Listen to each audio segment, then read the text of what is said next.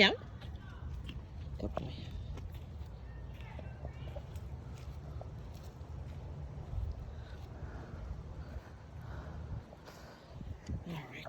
So I'm gonna try for you to see him, but until I get to my destination, you might not be able to.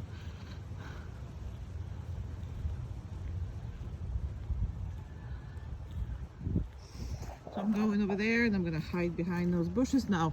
Not really hiding, but this is the area that he is trained the most. So even though it is a, full of distractions, let me go hide more and let me show him to you. Where is he? Perfect. But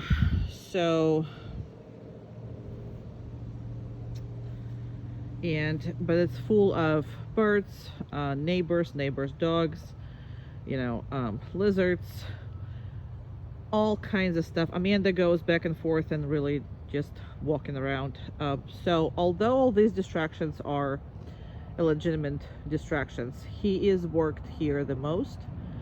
So I am considering this a no distraction kind of sort of training. So pretty much when you train your dog at home a lot, it does not consider a distraction unless you have a new person coming in, your dog coming in, something that's out of ordinary happening. So the reason why I am doing this for the 5 minutes, this is how far I am, and I'm not hiding, but I mean, he knows where I am, but I am making it as hard as possible for me to have this 5-minute downstay. Now the dog can do 40 minutes. Why do I say it's 40 minutes? Is because when I have here 3 dogs at the time. One in the beginning, one in the middle, one in the end of the training. So when I have that, I train when they're ready, when they're starting to get ready. I train for about 15-20 minutes each sessions, when they go through like basic stuff, clicker training and all that stuff.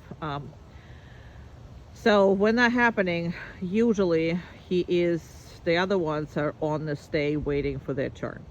Okay, that is why I say it's 40 minutes. Now when you just get them back, you're not trying right away 40 minutes. You're gonna go with 3 minutes, 4 minutes, 5 minutes. But by the end of 2 weeks period, you should be having a relationship for 20 minutes already, and then so on and so forth, as long as you need them. So downstay, it's much harder than place or anything else, because the dog's elbows have to be on the ground at any position you put them in. So it's much easier to do a place, and if you want a relaxed thing, it's got to be a place. Now 5 minutes downstay is what I'm gonna show you in the video, because nobody can survive watching a dog on a downstay for 20 minutes. So that's that. Now please notice one fact about the downstay. So what happens here is I don't call the dog from the downstay for at least 6 to 8 months into the training, meaning that when you get him back, please treat a stay, either stay on the down, either stay on the place. Please treat it as a promise. So what it is you promising the dog to come back to you, to him, and release him. So you are not calling them. Now what happens to the dogs that do a downstay and then you say COME, the dog has to find you. It gets upset when it sees you. It get upset because the next thing that happens, I gotta go find my dad, and it's not really fair for the dog. I'm gonna start walking back. Okay, so it's not really fair for the dog to be able to still stay, even though you are asking them to go find yourself later on. So the dog gets anxiety while it's staying, and the stays are not stable. Pretty much imagine yourself going to a mall with somebody else and they tell you, hey, just sit there, I'll be in and out of that store.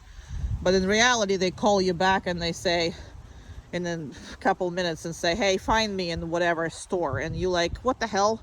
You left me here and now I gotta go find you. So that next time you don't want to sit there and then go find them. So that's basically the same promise here. So now I am going really slow back. When I come back to the dog, I don't want him to think that the second I come back, I'm gonna release you. Because again, that creates anticipation and anxiety. So I want my dog to be calm, cool, and collected and say, hey, he put me in there. Now all he needs to do is come back to me. Nothing else matters. Nothing else is exciting. Nothing else matters. I'm going to make your dog bigger because he's so, so adorable. Very, very, very, very adorable. So just because I came up to him pretty close does not mean that he can get up and go to me and help. Now he is a little bit anticipating, but not much. Now, what you can do and should do when the dog comes back is you should reinforce him. Now, you can reinforce him. I prefer with food because a lot of times when you're building the relationship, food is really, really, really important for the dog to get, meaning treats, not necessarily food.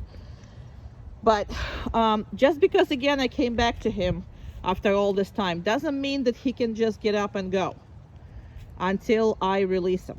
Okay, so I can be going back again, I can be going this way, I can be just standing there completely turned away from him.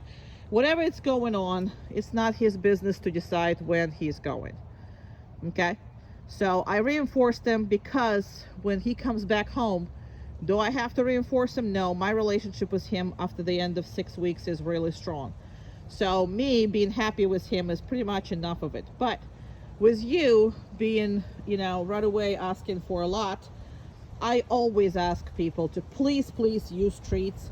Please, please use food. We'll talk about that. Please use play, toys, whatever, in order to reinforce him with anything that he loves, to include obviously you and your petting and your attention and you everything else. So now once I am happy with what I'm seeing, I'm gonna release him. Now there's two ways to release the dog. You can just say okay, like really high pitched tone, or what I prefer the most is I tap the dog.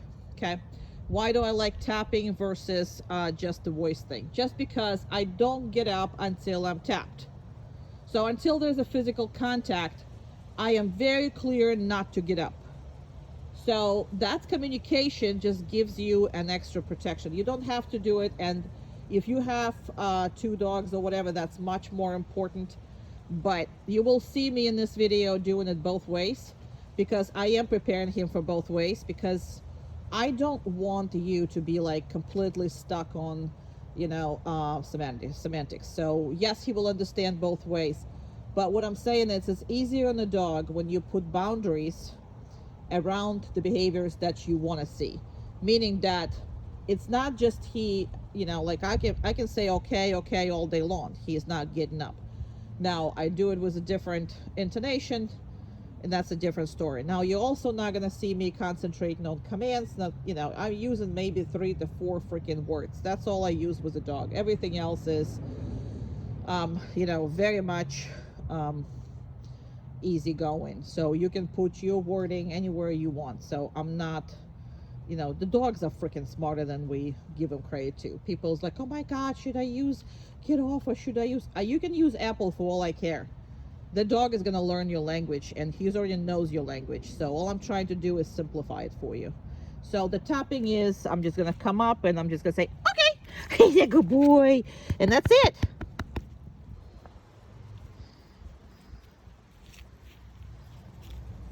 Good down.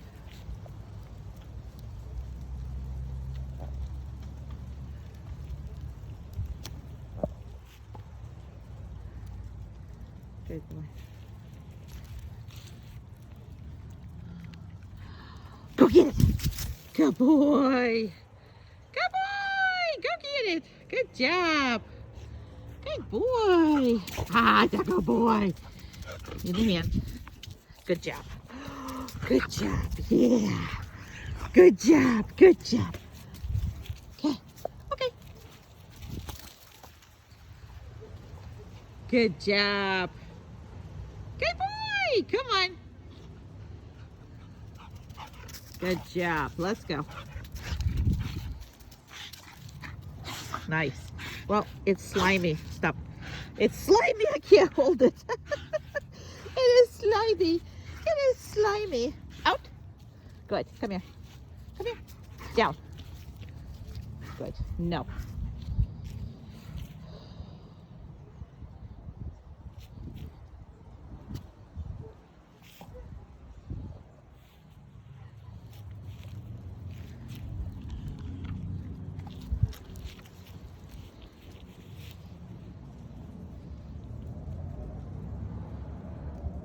Come. Good. Go get it. Let's go. Woohoo! Go get. Yay! Good boy. Who's the boy? Who's my boy? Who's my boy? My boy. My boy. My boy. Who's my boy? My boy. Oopsie. Oopsie. Oopsie. Come on. In the hand. Good. Good. There you go. Good job. Yeah. Good boy. Good boy. Very good. Very good. Out.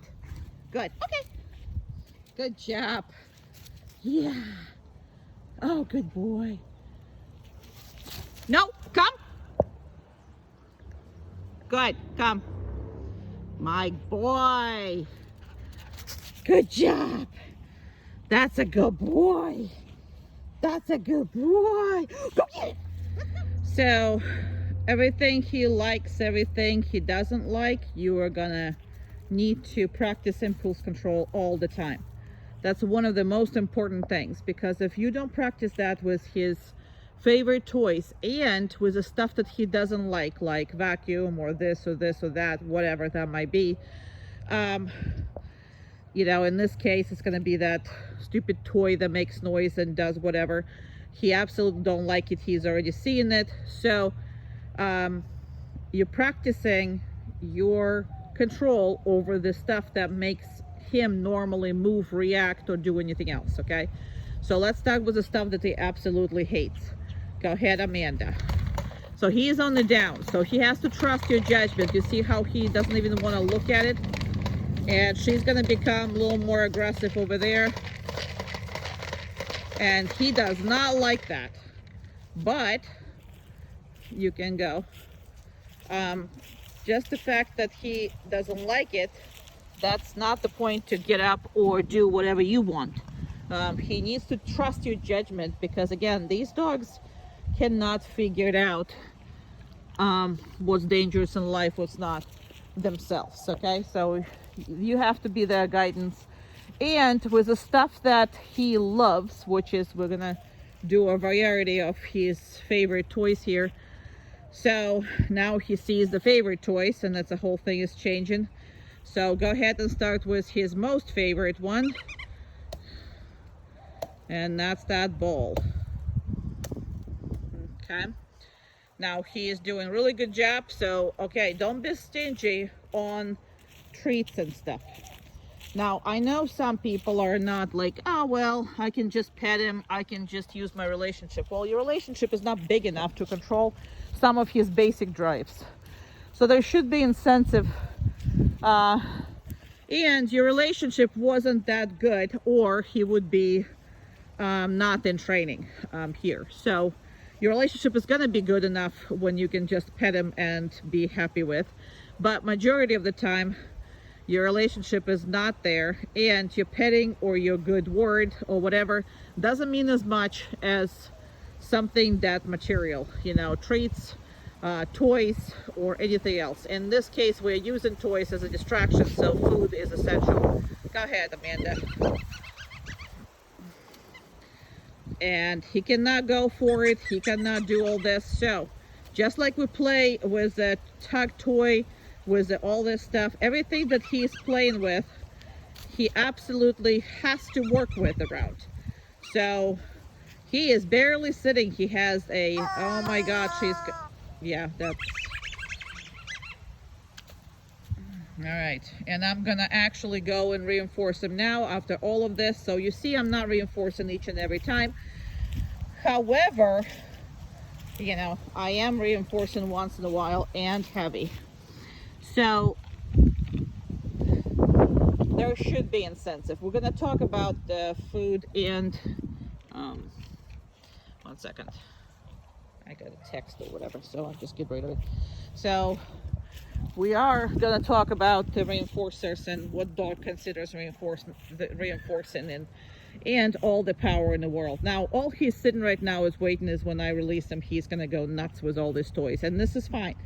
So you can literally play with him, put him on the down stay, because if you don't control these drives, then drives will control the dog. So inevitably, when the dog is actually not listening to you outside, it's when he is in some other drive. It could be a prey drive, it could be a defense drive, it could be all kinds of drives that are driving the dog to not listen. So if he's normally working under his heaviest drives, he is going to perform for you under any circumstances. So obviously you do have now a tap on the shoulder that you're gonna say, hey, you know, I can reach you a mile away. So and I don't really know which color you're gonna take, because we're gonna talk about your property on another state, and we're gonna talk about all that. So how far you need to be able to control him. And again, that dog should never be that far from you, but I'm gonna talk anyway to you about. But yeah, so I am just right now working on his patience, and controlling these drives. He's asking her to go actually pick it up those toys and throw them again, because that's fun. Right? Is that right? Now, anytime you put the dog on a down stay, when down stay in any way, so it's a down there, or it's a place or whatever, treat it like a promise that you're going to come back and release your dog. So majority of people really want to release from here.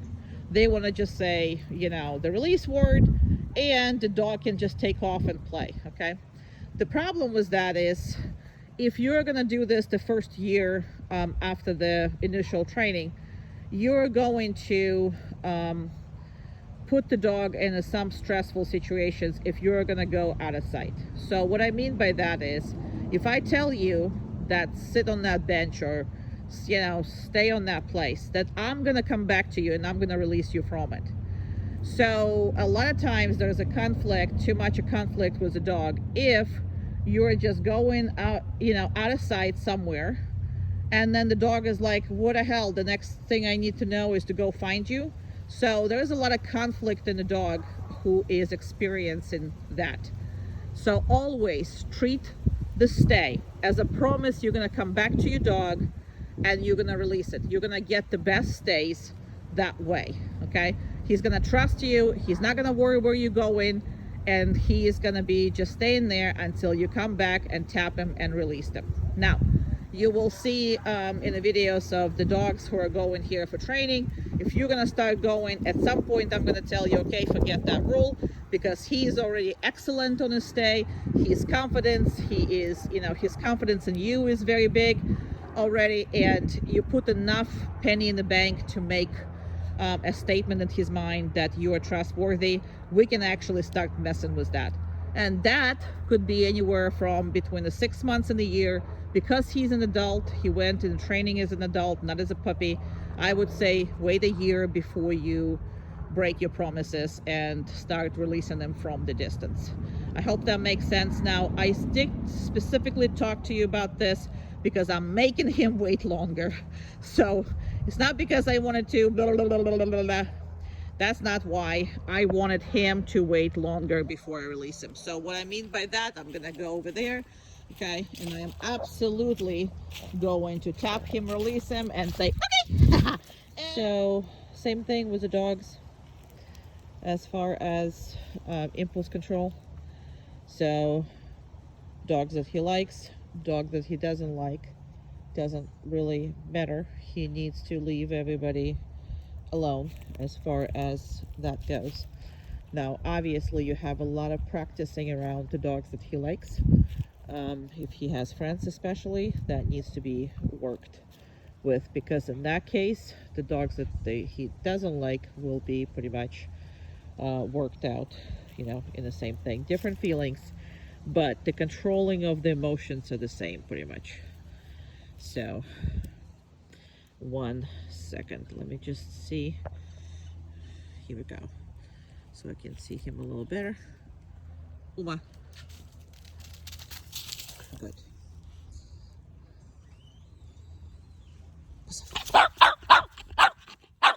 Down. Now, he didn't like it. I don't know if you noticed.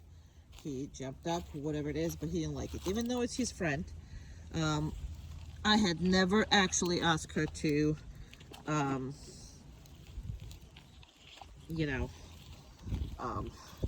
never asked her to jump, bark. And what happens normally is she is quite aggressive when she barks. So he was confused, he didn't like it, and he maintained on the downstay. That is what we care about. We don't care about anything else but that. Around.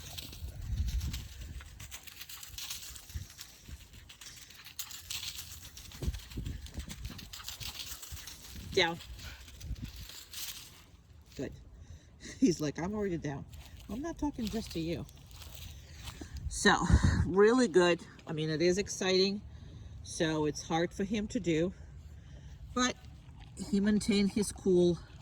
That is the only thing that's important around here. So they work a lot together. If you do have a dog that he's friends with or whatever, working them together or working yours around the others is really, really beneficial, and will cross over into the other dogs just as much. The more they learn to trust your judgment, the better it is that they're feeling about it. So that's just that. And let me just see if she's gonna go away or not. I can't open my treat bag. That's that's the issue here. Chair. Yes, I know, she left you. So the thing about this, all what impulse control is controlling his feelings, controlling his emotions. They do have them, and all they need to do is, when you ask them to, they need to control it. And they start to look for guidance from you. Those are the issues that majority of the dogs never work out. They don't work it out because they never asked to do so. They have certain things that they don't like, and they have certain things that they like. But in reality, they never asked to manage that. And now he's been asked a lot to manage how he feels, how he is, how much he's willing to, work around all this. So we're just gonna repeat that bark, because again, I've never asked her before, and he quite got confused. Oma.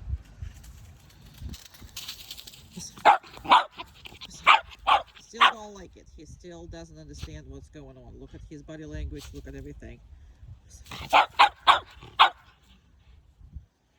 Chair. Very nice. Very good. That was a very, very good. All right. So hope that makes sense. And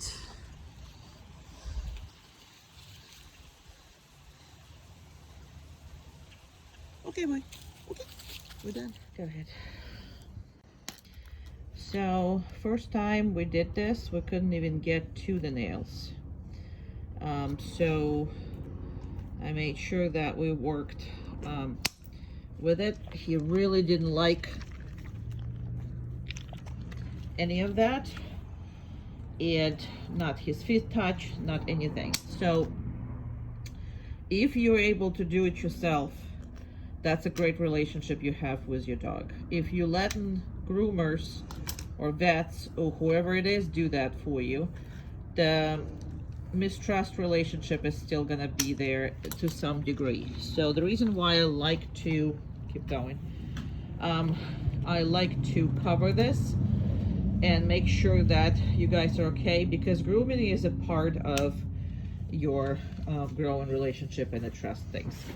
So basically what people want is for the dog to, this is like mild compared to what he did when we started. I mean, he didn't let, not me, not her touching anything, because probably he was cut too short and he was not happy about this. Now, it's only concerning front feet. The back feet don't really need to be cut. Not only that, he also don't have any issues because probably, you know, nobody ever had to cut his back feet before. So, I mean, back nails before.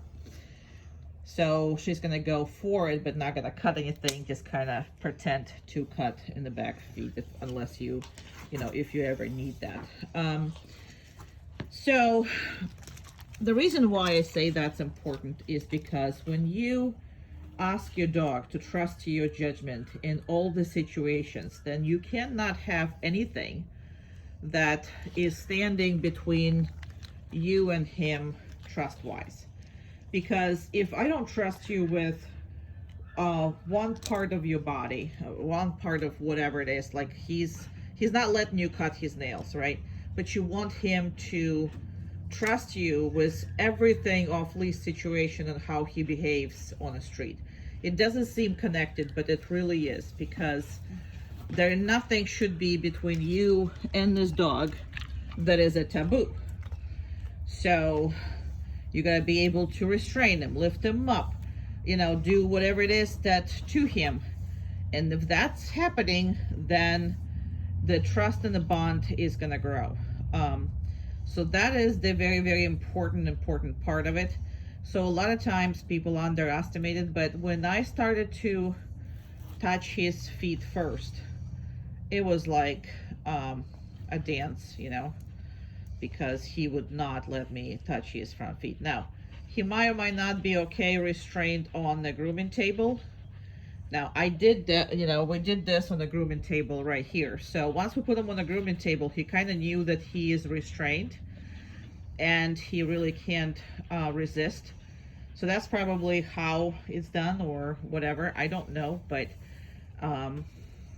still, when I approached his feet, he pulled it away and really didn't want to. So just a trust issue. Everything connected to off leash and for you to control him on the distance, when he can get away or he can approach or he can make the decisions, all those little things matter. So do your own grooming of your dog. Now, there's nothing wrong to take him to groomers. There's nothing wrong to take him to veterinarians and let them do it once in a while. That's not what I'm talking about. I'm talking about your ability to do it, because that translates to his trust on each and every level.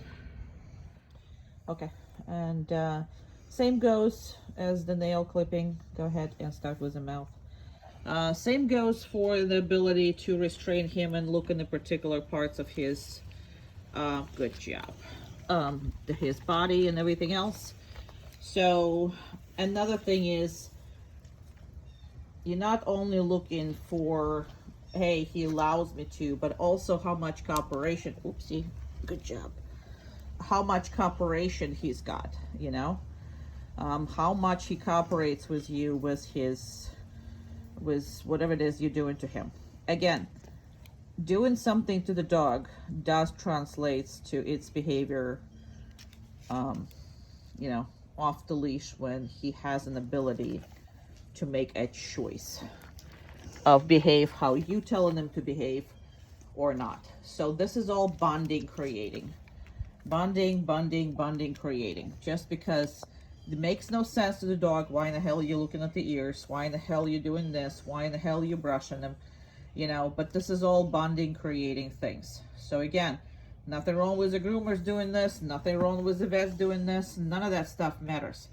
But if you don't do it a couple times a week, then what that does is just you're losing some of that cooperation, some of that bonding time. Again, this is an adult dog, so remember, like we're talking about, there's only like one problem or one issue he has. Well, yes, because that's the issue where he actually start brushing him, please. When he actually like draw the line, right? So there should be no lines, and that's what this whole thing that we did is for. Is we're breaking all the lines, meaning that there's nothing that I cannot trust your judgment. So a lot of times dogs who spend a lot of time off leash but not being guided a lot, I mean, they're used to make decisions. And that's the reason why most of them are sometimes, once in a while, make decisions you don't like, or make decisions that are dangerous, or make decisions that, you know, you don't want them to make. But ask yourself, why would he make those decisions? So if he trusts you 100% with everything that's going on, and he is part of your pack, he will absolutely, positively listen to you on everything. And you also need to know that you have a tap on the shoulder, which is, this is why the e-collar is, e-collar training is on the dog. So you can reach him anywhere in the proximity of, and behind those ears is just like, ugh. So bonding, I mean, grooming is a lot of bonding behaviors that creates that. So a little more personalized. Now, this dog hasn't had a free meal since he started here, and as long as he's going to be boarded here, he's going to work for his food. Now, that makes sense biologically to all the species. So we all work for our food.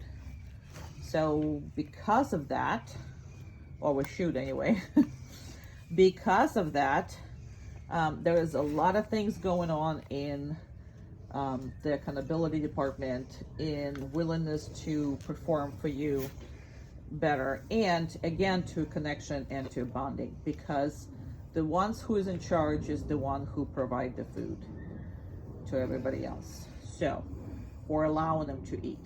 In this case, every time you are doing this, okay, you are working on the cooperation. You are working on his willingness to say, hey, Dad, what would you like me to do? Now, he can do it for a ball. Now, the reason why, you know, he's doing it for a ball is not for the game of fetch. He has a very strong prey drive, so he's literally chasing that ball and killing it. And that's why he wasn't bringing it to your hand. He was just dropping it. This is why I spend so much time making sure that he's bringing it to your hand, and you should too, because what it does is I chased, I killed, I brought the killed, you know, that thing to you. And that's all cooperative behaviors, right? And if he wants to chase and kill that thing on his high prey drive, you should be able to stop him. Because if you don't stop him on that, you're not going to stop him on anything else he wants to do, because that's like an ultimate goal, is for you to control all of that. So this eyes, this like, hey, what we do next, when I can actually move, when I can do something else, when, you know, tell me. So that's the attitude you want. You don't want a dog who is just a buddy to you. You want a dog who is looking up to you. So that's the difference. Excuse you. Did you just burp? Did you just burp? So that's a healthy relationship, because he will never get this world. You're the only one who understands this world. He's never going to. He's just going to behave based on instincts, and now behaved on what you're telling him how to behave. So that's his best choices. And that's it. Love you. Okay.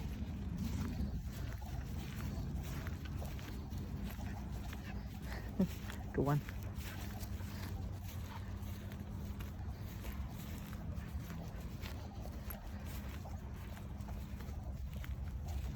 Down. Good. Okay. Down. Perfect boy. Perfect young man. Okay.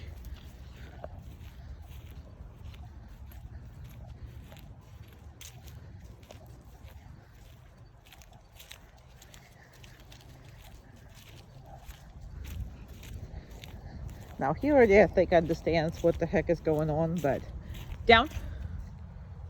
Perfect.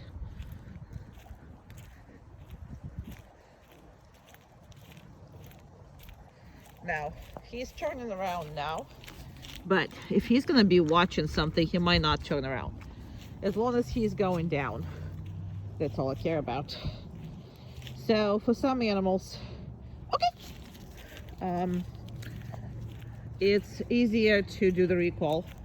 And for some driving animals like yours, it's much easier to keep an eye on whatever's going on, but listen to you nevertheless. So, and obviously we work on both. We work on this and that. So you have options. And that's about it. Come on. Where are you? Down.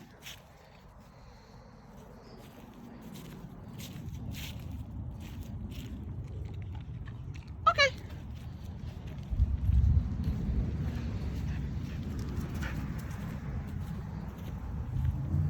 Down. Good job.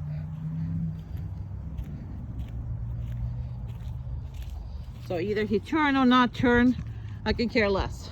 His elbows needs to hit the ground. Okay.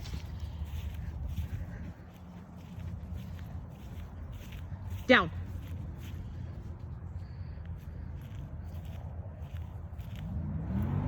But the more you practice, the more he's gonna do this. Okay. And also gives you opportunity if you don't really want him to come all the way down, all the way back or whatever. It doesn't matter. It's just two options of stopping him. That's all that you need to be able to work on.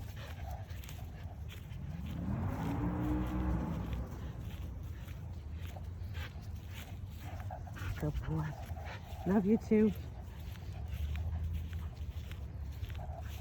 All right, wait for me here. Come on, you going. I asked Amanda to walk with us because sometimes he's too much concentrating on other, other things, so it's harder. Yeah, but come on.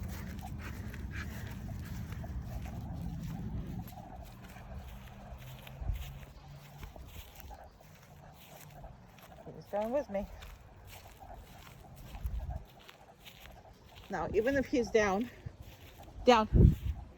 she's back, okay? That's why I want her to slow down. Still have to come with me and still have to listen. Okay. That's why I do the things I do.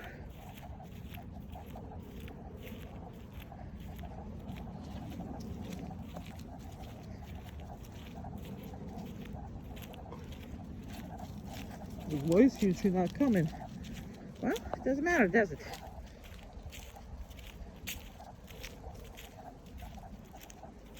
Down. Good.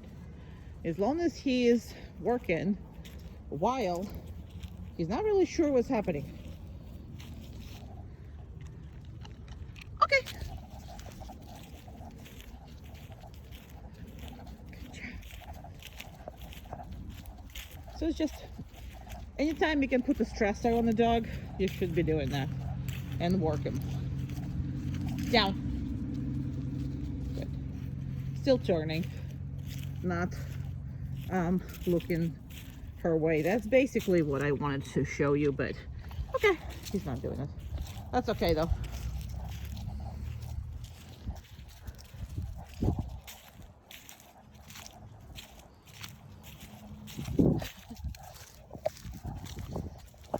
wanna go behind me? I don't care. Down. So always work on the hard surfaces, easy surface, surfaces, wood, whatever. Wet, dry, okay, don't matter.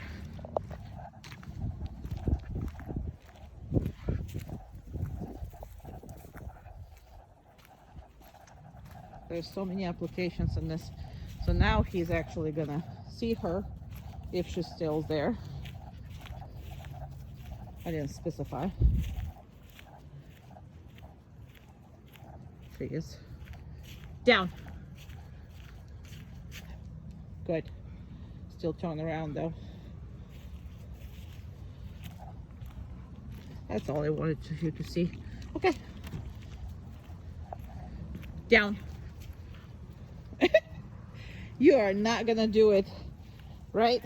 For daddy? You're not? Okay. Well, just trust me, sometimes he's just gonna look at her and still do what you're asking him to do, and he will still be correct. That's basically all I wanted you to see. Okay. Come. And that's another way to do it. Good boy. Okay, we're done. All right, so in a store, when actually we've never been before, I do videos in this kind of stores. Now, just because it's everything open and there's a person was right there, I really can't videotape people, so you're gonna get glimpse. Because of that, still can't get out.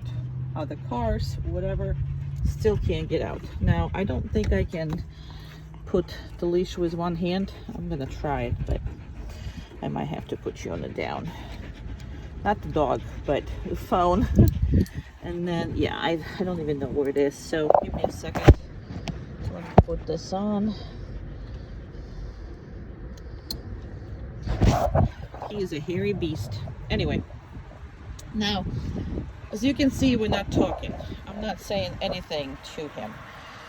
It's his job to maintain every single boundary, and everything is on him. So whatever he knows, he needs to do it, not you. That's the biggest thing, the biggest difference between obedience and the manners.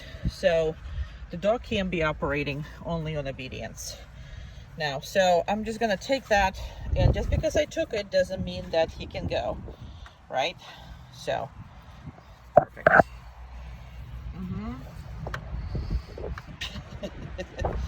Yes, let me just get to the end of it. Now, I'm exaggerating.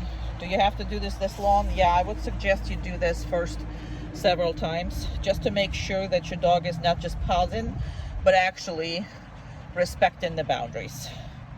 No, he doesn't like it. Again, this is an adult dog, was in training, so he is not really a big fan of, behaving differently. However, when he's faced with new stuff, yes, I know there's people. Okay. All right. So when he come out, he has to do this by himself. Now, I'm gonna reinforce this. Got it? And you better be reinforcing it again in the beginning. So the treats are temporary, and it's not treats even, it's his diet. So he works for his food just until you establish that relationship. Do I have to do this right now? No. But I want you to do it because, again, you guys were buddies. You guys had a relationship of friends, and that's what we need to change. So all these exercises and all those new rules are going to be based on the changes between your friendship and all that good stuff. So we're gonna go. Good job. Now notice how I didn't really tell him to heel. Why? Because I have a leash on him. Thank you. If I didn't have a leash, I'm gonna have to tell him to heel because there would be no distinguish. However, if I tell this, I'm gonna do that.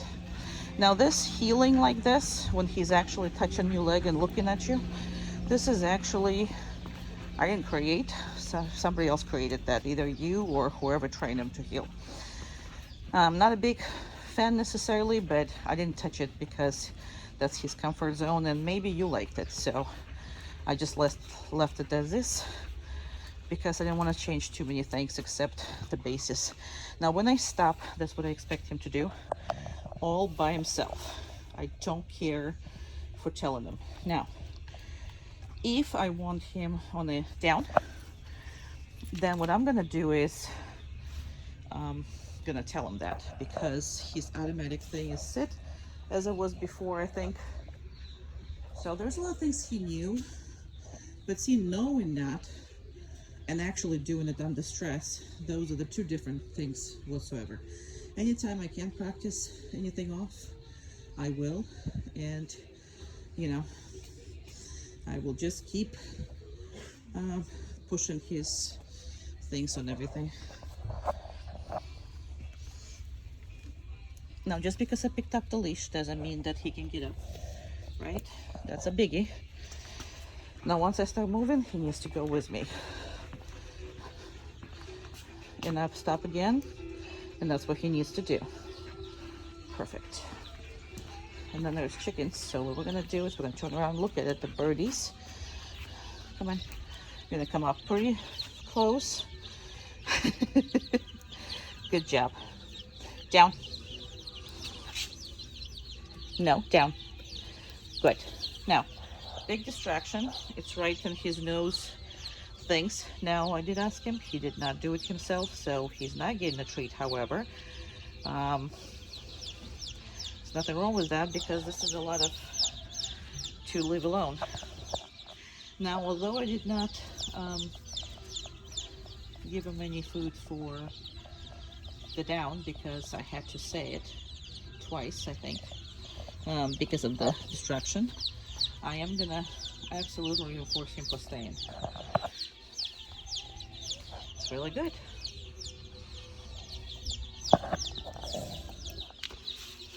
There you go. Perfect. I am leaving, he is leaving.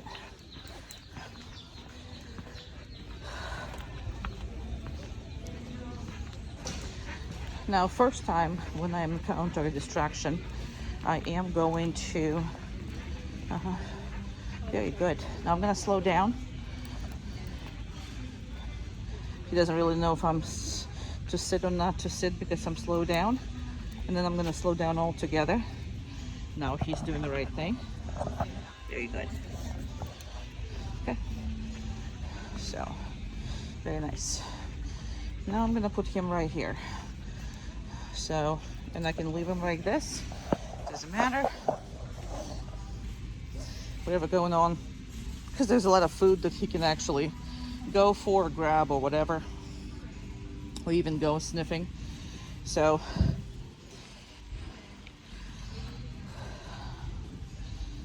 very nice. Down. Perfect.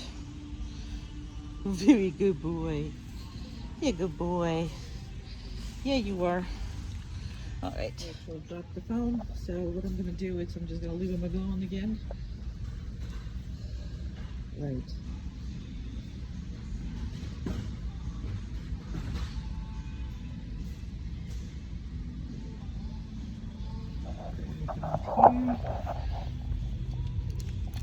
Okay. Perfect. Now I will also come up here and just literally stand right on top of it and give him a time to think about it.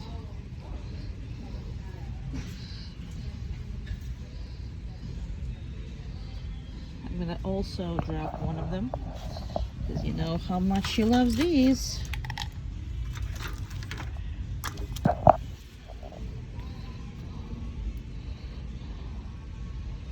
And I'm always giving them a choice.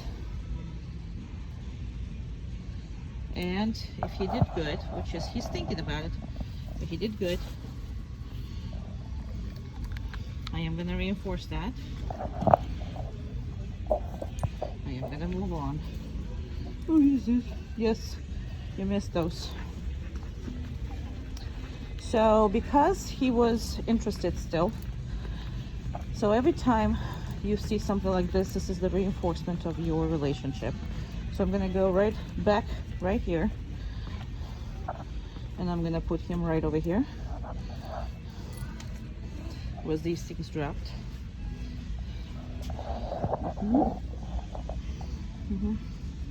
Down. I'm gonna make him even closer to them.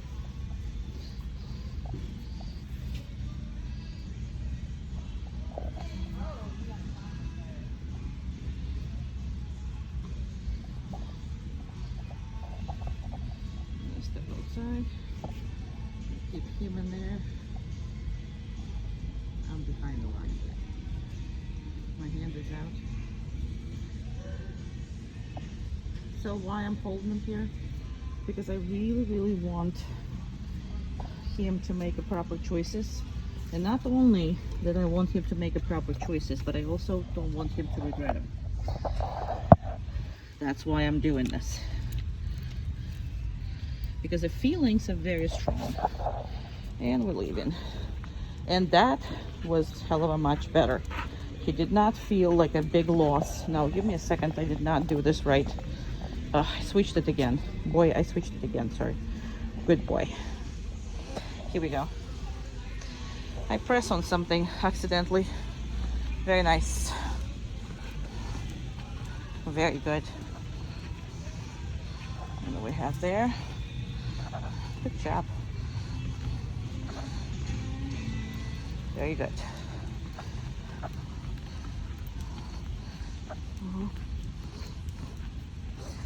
So I want you to understand this is a, position, and the heel gotta be perfect when he is healing. If he's not healing, obviously we don't have to have a perfect heel. However, if he is healing, it's gotta be perfect.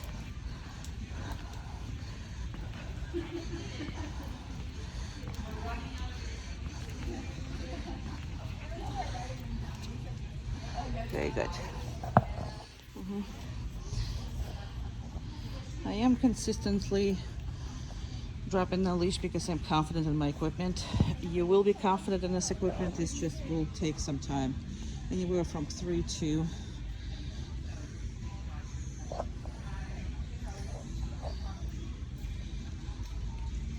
down.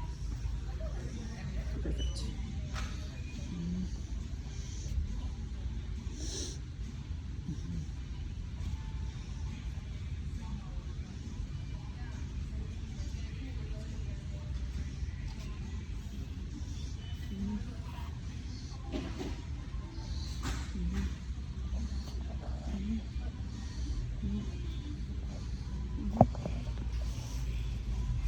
Again, I don't have to pay for it anymore. You do, but the videos are for you. So having said that, you should be seeing when I do this. So when you first approach him and you first change in everything with him, you need to use that.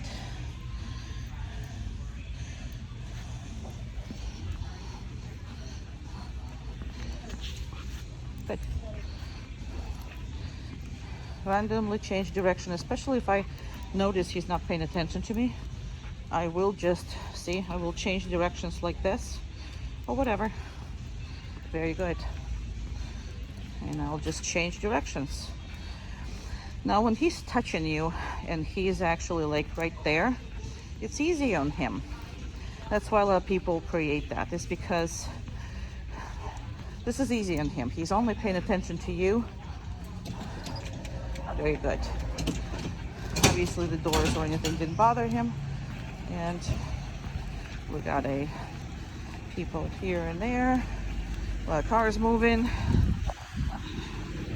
A lot of going on. And again, that's what he's supposed to do every time that I stop. And if I do want him to be on the DOWN, I will tell him. I will also explain why a lot of the dogs that I train, you will see them on the automatic down instead of sit. I will explain to you why I use automatic sit with your dog versus automatic down. I got people right next to me parked.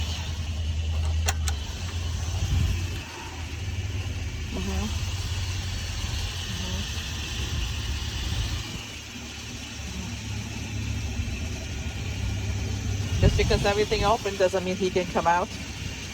I exaggerating this again. Okay. And obviously we take all this stuff off. Love you. Love you. He's a baby. I'm gonna show you a different way to practice and work with him. Okay. Good job. Perfect boy. You see that leash is gonna be hanging over. I'm not gonna hold it. It's gonna hang over my neck. And that is, you're gonna have to practice a lot before you are asking the dog for off leash healing with you. So if you need to, you can grab it, but there you go. Very nice. Perfect. Very nice. Perfect. Very good boy. That teaches you and your dog how you communicate. So in that case, it's gonna be so much easier. And I'm gonna stop right here too. Very good, because there was a cars. Good job. Supermarket, right? Okay, there's a dog inside. There is a dog inside. Let's see. Okay. Come on. There you go.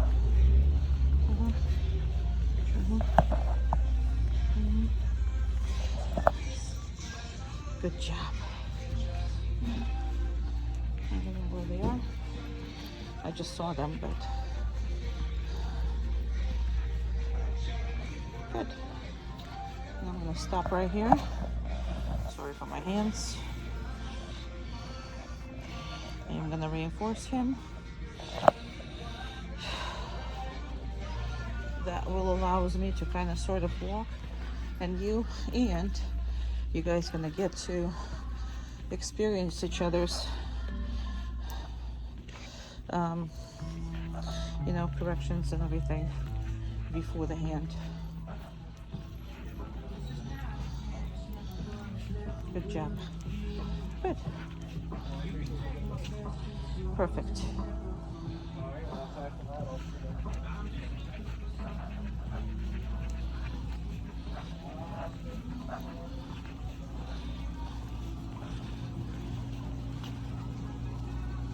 Very nice. Where's that dog? I don't see it. Huh. We saw the dog and then we didn't. Okay. Pay attention. Good job. Here we go. Good boy.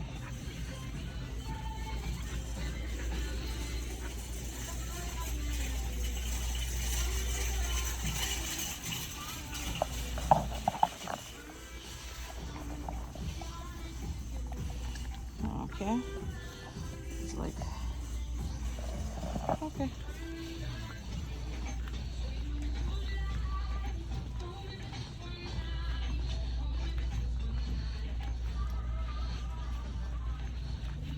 I'm gonna do it one more time. Good job. I don't know where that dog went.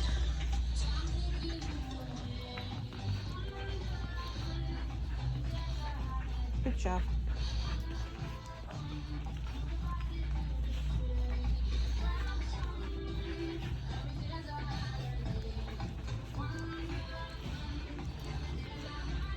Good boy. There you are. Good baby. Hey. Good. So it's a food item. I helped him out a little bit. Without the food item, I wouldn't be doing that. Very good. Kind of just lift that up. Good. Very nice. Very good. Perfect boy. might be in the middle of the road. Let me just see what I'm doing.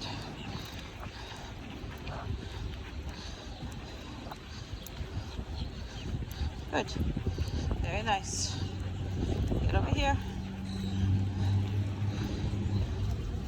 Very good job. Good boy. Very nice.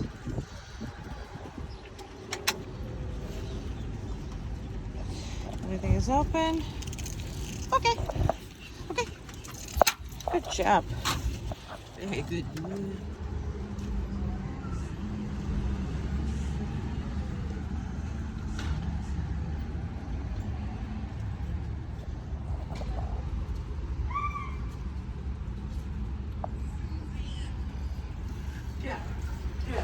Good boy.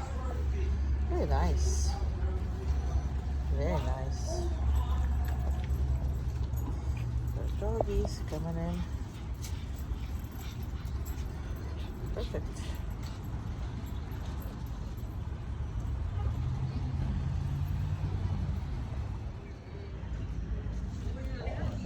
Good job.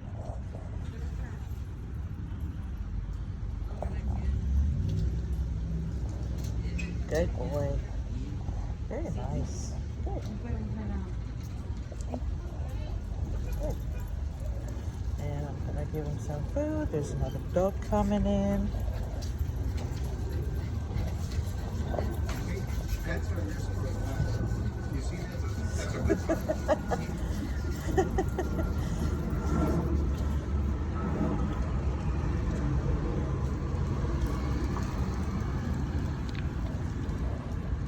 Very nice. Now I have it over my neck so I don't really hold the leash. I mean, it's a leash law, so I will absolutely have the leash on the dog, but that's about it.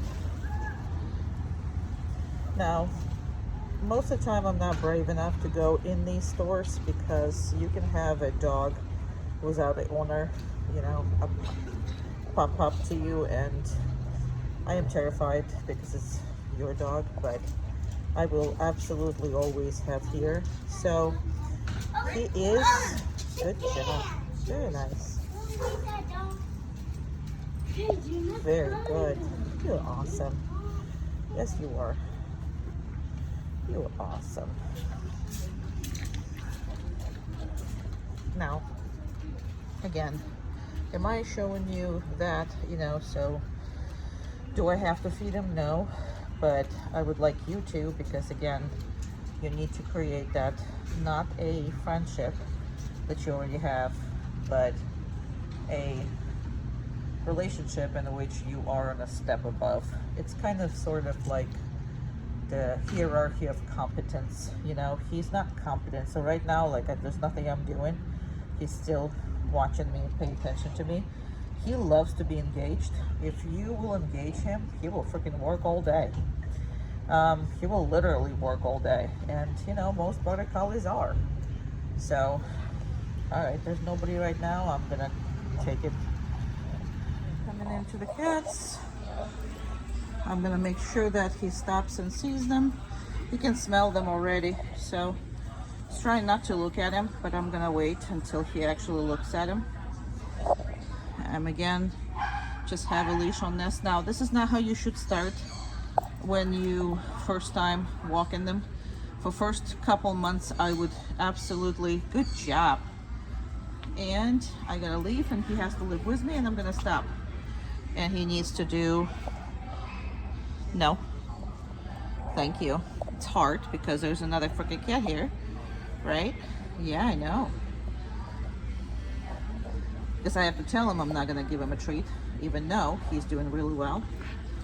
Come on, good job. So we're gonna stop right here. Because a cat, I see cat now interested. Come here. Good job. Cat is now interested, so I wanna kind of sort of push him. Now, if he's not looking at the cat, it's easy on him. The cat is really into him. Now he can see him, he can smell him, so he needs to ignore him. I'm just waiting if the cat does something.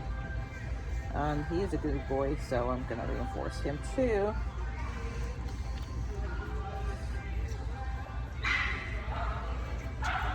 Very good. Because we didn't, the reason why I do this little tidbits is because we didn't really see anybody in the other stores. That usually cats there and a whole bunch of whatever there, and the dogs there, but when I went with him I didn't see anybody, so I made sure to come here and do tidbits because I can't put 10 hours of the video. But very good. Now the cat has fallen asleep, so there's nothing really that we should be doing.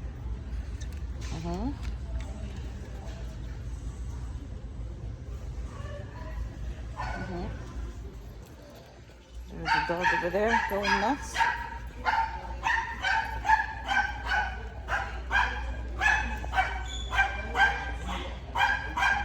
Good. Very nice. Yeah, that's how you should be. Perfect. No. Okay.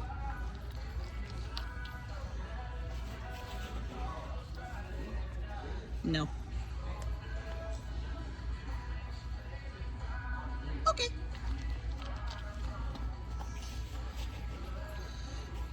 No.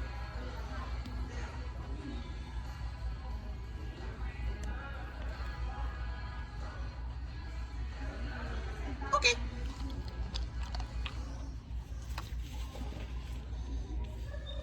No. Okay. Just doing it here is just puts more pressure on him. No.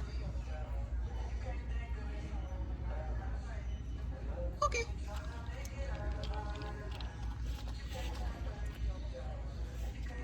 No. Okay. Good job. We're done. Yeah, we're done. He's a good boy. So, same kind of principle, but not. Very good. And you can reinforce here, but he can't take it out of there. Can't pick it up. He can't do anything about this. So again, doing it someplace else is putting more pressure on it. But we will also talk to you about everything else. And this is important that he's not getting this particular things, whatever it is that we're doing it with. I'm sure he's gonna get them later, but he's not getting them now. And again, doing it here, just more pressure. With your dog, the more pressure you do, the better he's gonna be, and the more he is actually like satisfied. Very good. Perfect boy. Sorry, I don't even, okay. Here we go. Bunch of dogs over there. Very good.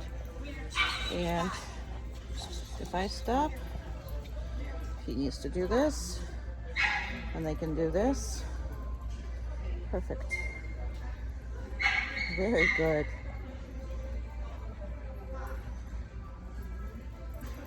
Down. Perfect.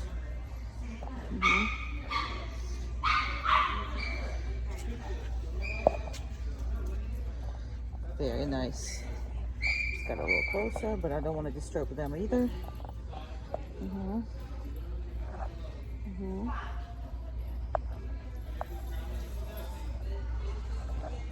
Alrighty. Oopsie.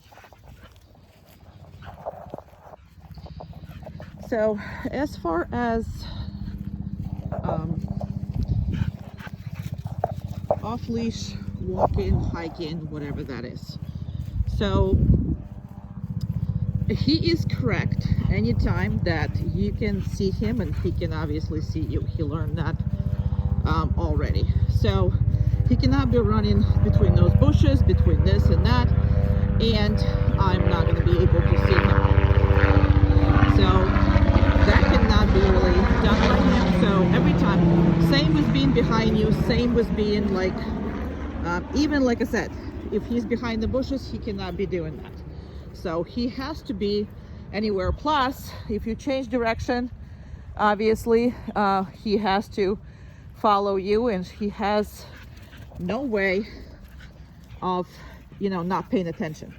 So I don't like when people say, yeah, anytime. So now what I'm gonna do is I'm gonna change direction again. See, he just did it on his own. He needs to be able to see you at any time and any point. Now, what happens with people who are relying on obedience, every time you turn, you're gonna call him, right? And there's nothing wrong with calling him. Come. There's nothing wrong with obedience, but I like manners. Okay. And the reason why I like manners is because that way, now, see how he comes back and checks in? So he's like, what am I doing? And he needs to be by himself somewhere where I can see him. Now, he wants to go in the car, right? Yes. We will, just later. He actually decided that he's my dog, and he's jealous of every dog I work around here.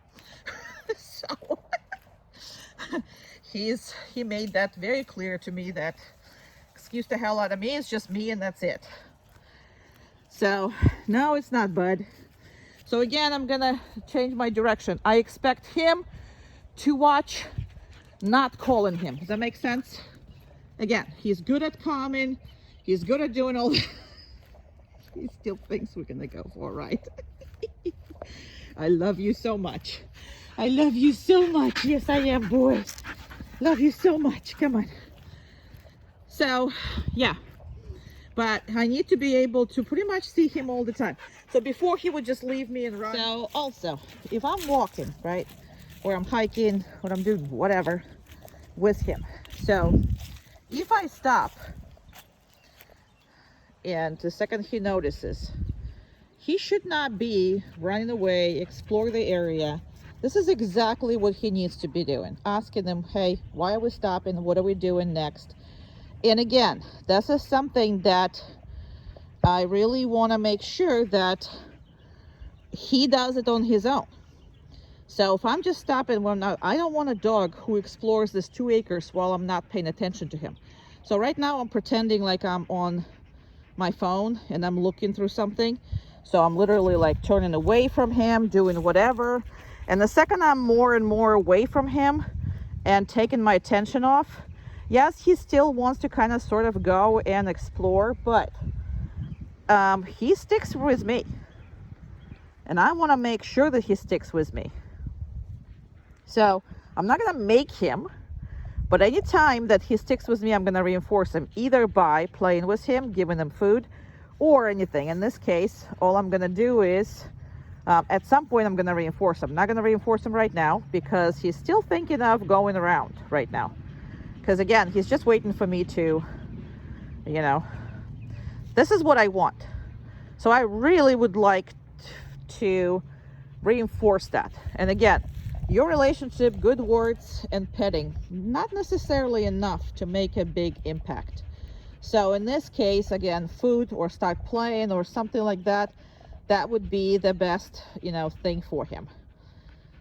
So again, people underestimate how much fun they are. Now I'm start moving, so he wasn't on a stay or anything, so he just follows me. We're doing this again, right? Now he's trying to heal. He's like, maybe if healing is gonna get me some treat or get some attention, okay. I'm saying no, it's not going to. So that's basically all my body language. That's what it's saying. And then randomly, and I'm doing this just for the video, so obviously I don't walk like that, like an idiot, right? But I'm randomly gonna stop again, and I'm gonna kind of sort of turn around from him, turn away from him again. I'm not doing anything. I'm not asking him to do anything, but I am gonna love this. I love this. And I'm gonna reinforce him right now. This is good. Now he is, so I have some, I have food in my pocket or whatever, but I constantly, now later on, you don't need that at all. But once you're building this, you kind of should. And because he's an adult, now building with puppy will take, a couple of months or so. Building with adult dog will probably take, if you want to have like the best dog possible, I would probably do heavy treats for about 2 months, and then, well, not treats, but again, I use his diet. Like, I would use all his diet for about 2 months, and then I would start just messing with that, meaning just randomly, very randomly reinforcing. And, probably I would not stop doing food and toys for a year or so.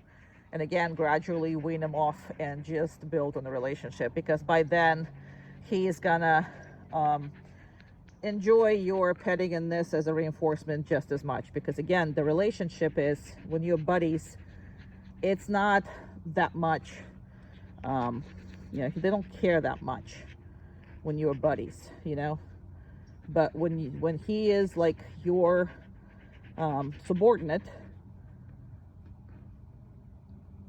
he gets the material, stuff from you, stuff that he can actually like put in his mouth and, play with it and whatever. And again, I'm just standing here absolutely doing nothing. And when I brought him here, all he was doing is exploring this 2 acres. That's all he wanted to do.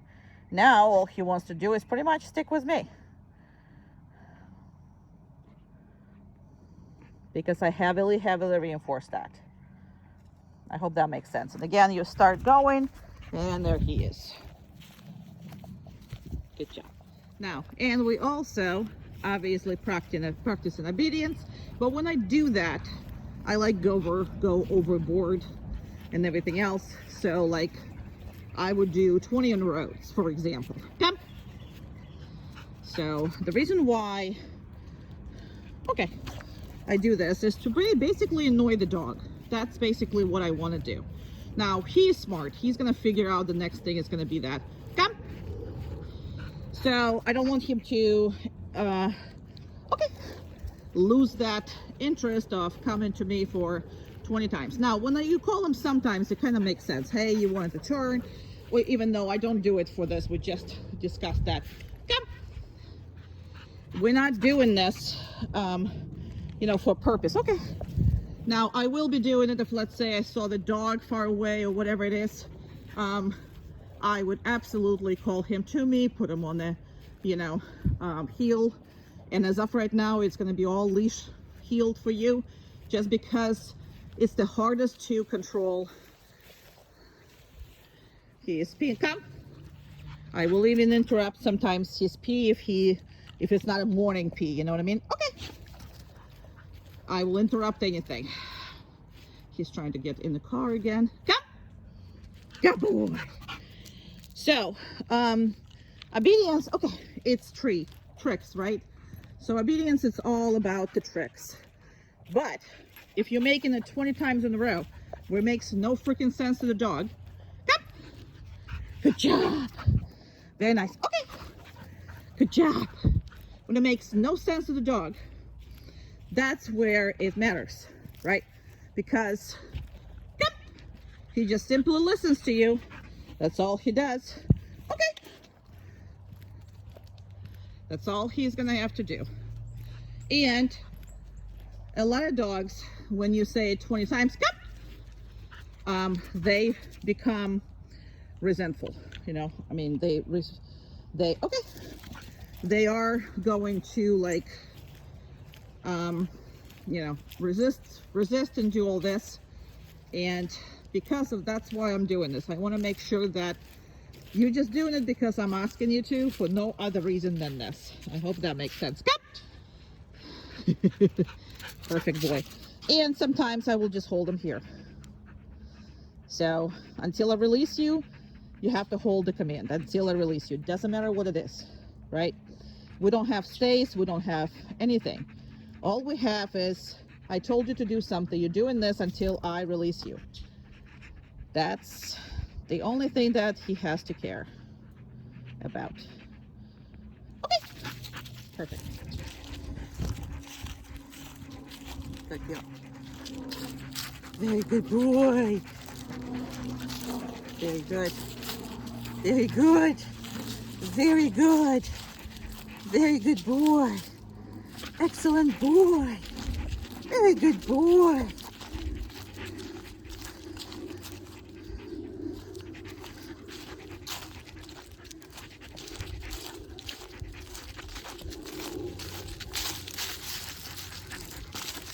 see that? I actually didn't see. Hey, yes, I know. We both tripped.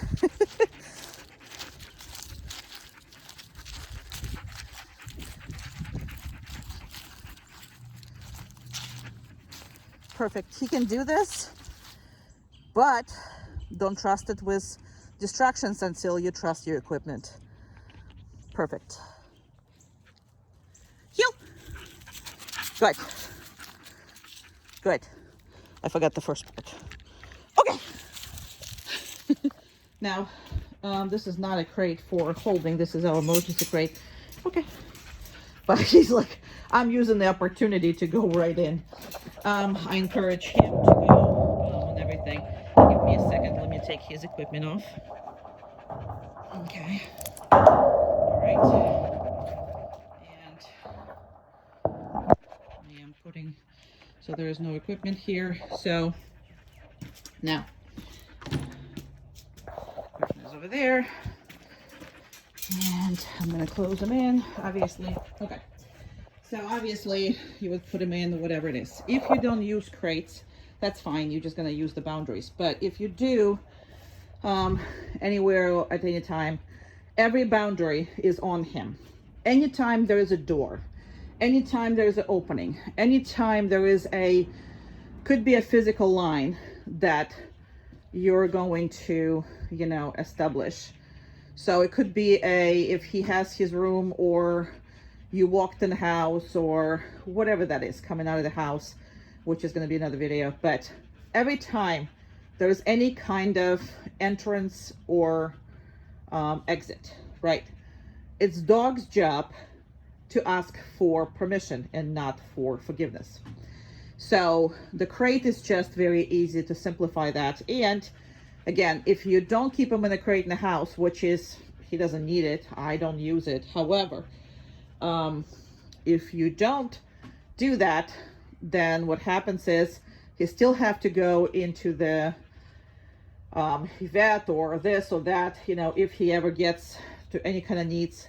So he's going to be stuck in there. So he obviously, needs to kind of sort of know that. So if you have opportunity to put him in anything, just use it.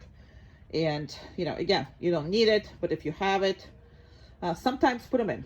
Just to relax him, meaning that he is, remember that this is still a good thing and nothing wrong with this. However, without equipment, with equipment, I don't care. So I'm using this thing because this is with equipment. I mean, you will not put him in a crate, obviously, with equipment. There's no reason for that. Just because you opened the door doesn't mean that he can come out. You also don't see me saying DOW and, or stay, or sit, or stand, or any of that crap, right? It's on him. It's absolutely on your dog not to cross it. And he needs to ask me for permission. If he really wants to, he's going to stare right at you. In this case, what I'm going to do is I'm going to go put the equipment back on, just because that's what I would do if I would crate him, right? I will put this on.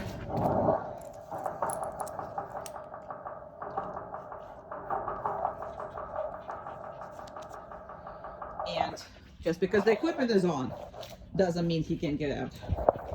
And you see, I'm not talking. I'm not doing anything. I'm completely ignoring the dog. It's on him to maintain every single door boundary. And if he doesn't, he'll be corrected, not asked. Now, this is after you introducing it. That's why I wanted to do it in your house, because in your house, we're going to have right away boundaries that we're going to introduce. And he's expected to follow them every single time. So why does that matter? Is because, again, he's not making these decisions. And if you're entering anything or you coming out of something, you have no idea what's on another side.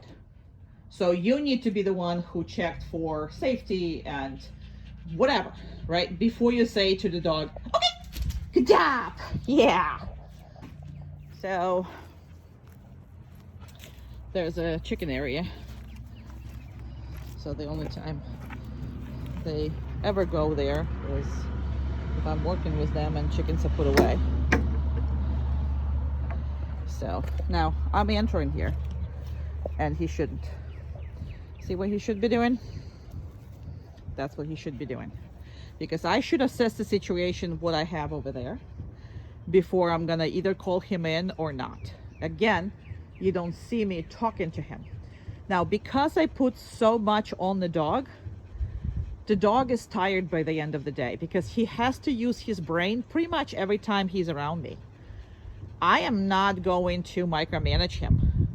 However, I'm gonna notice everything he does and make sure he is nice, polite, and asking for permission, not for forgiveness. Okay, good boy. That's a good boy. He's getting excited because I think the fence is gonna go out.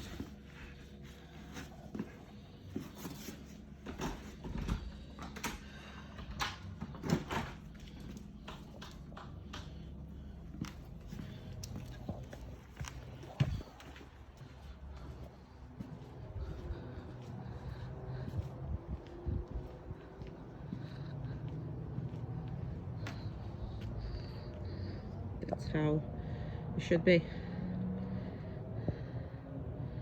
Again, didn't say a word to him. That's his job to do it. I'm gonna actually like mess with a car door, which is he absolutely love. Yes, going for a ride. This is all he wants to do. But if I didn't say anything, I didn't invite him. So on him. All of this is on him. And because I didn't tell him anything, I don't care.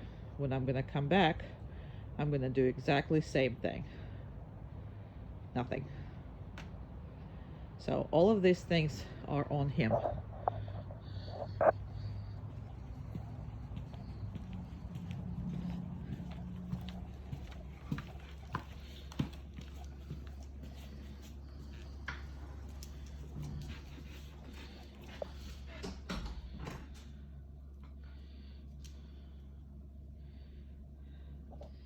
Obviously, he already had this concept, which is a place. Place can be absolutely anything you want it to be. Okay. And we can stay and go to it. Place. The only thing that is changing is the fact that you absolutely can correct it if he breaks it for any reason whatsoever. So also how long he can stay on the place. So with high even distractions, he can be there for as long as, sorry, I got kind of worried what fell on me from the tree. Sometimes it's a big bug, sometimes it's a lizard, we never know. So anywho, obviously it has this concept. Now you have ability to do it anywhere with any kind of distractions. The reason why it's so much easier than the downstay is because when you put the dog on downstay, it cannot move the elbows, okay? It cannot be crawling, it cannot be checking out, it cannot be doing any of that, right? Place, he can do absolutely anything he wants to, express himself however he wants to, as long as he stays on it.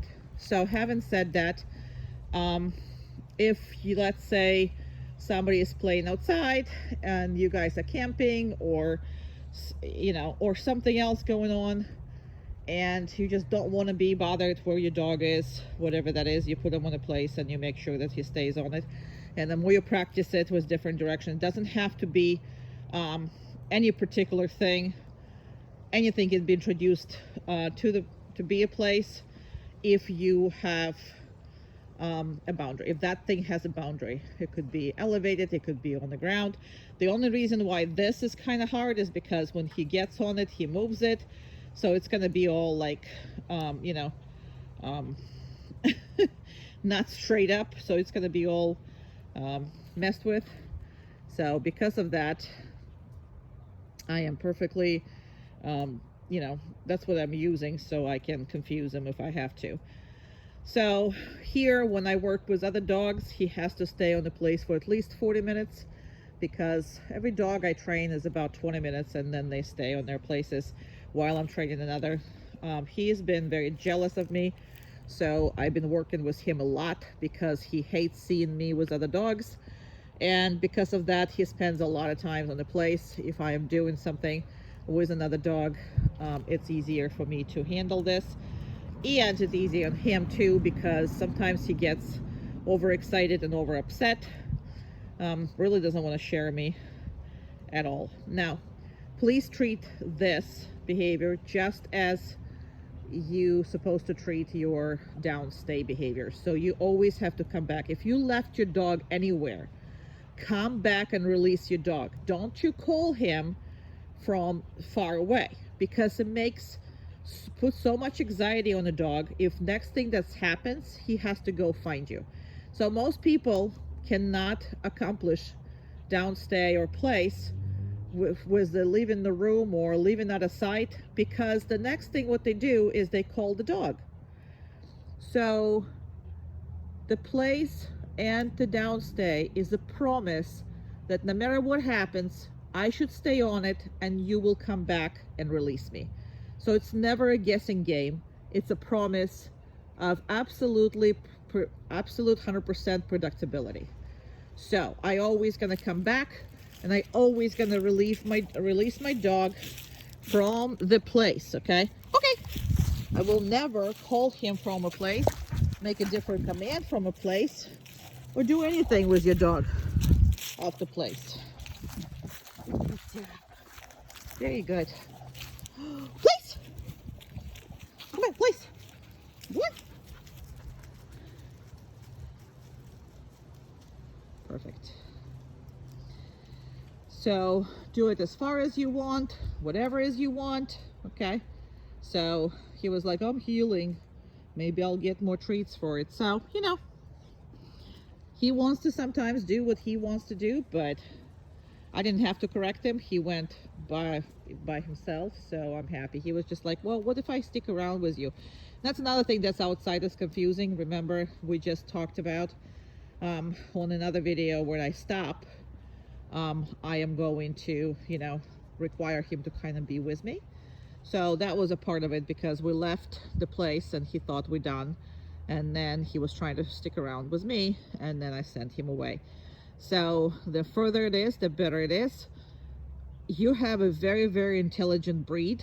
You absolutely have to challenge him. So if you don't challenge him, if let's say you say in a month or whatever, he's perfect, that means you're not challenging him. That means you're not making it hard enough. So when you train the dog, well, again, it's not going to be a training the dog when he comes back. I'll explain to you the differences between me training the dog and you training the dog, because the dog is already trained. So all we need to do is just make sure that your relationship is, and I'm not going to ask you to make any changes in your day. And there should be no dog training, you know, outside of your life, because we're just going to bring the dog training inside of your life, not outside of your life. So that's a given. We'll talk about all that. It's not a big deal. I don't believe in training the dog 10 minutes a day, 20 minutes a day, or whatever the hell that is. You train the dog every time you interact with it. So this is why it works, and the relationship will be so much stronger, because it's not a 10-minute thing and then go away. It's a whole lot of thing. And because of that also, his brain works non-stop. Yeah, it's a nice bird over there. His brain works non-stop, so he is constantly working, which is, that's what he's supposed to be doing.